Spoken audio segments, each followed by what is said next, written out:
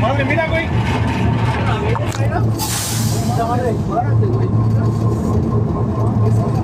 Una explosión y posterior incendio en la fábrica Flint Group, ubicada en Tultitlán, Estado de México, despertaron a los habitantes del área este jueves. El incidente, captado por cámaras del C5, generó alarma por la cercanía con una gasolinera. Equipos de bombero y seguridad lograron controlar el fuego, sin víctimas mortales ni daños mayores. La zona permanece acordonada, mientras investigan las causas del siniestro, que dejó una columna de humo negro visible desde varios puntos cercanos.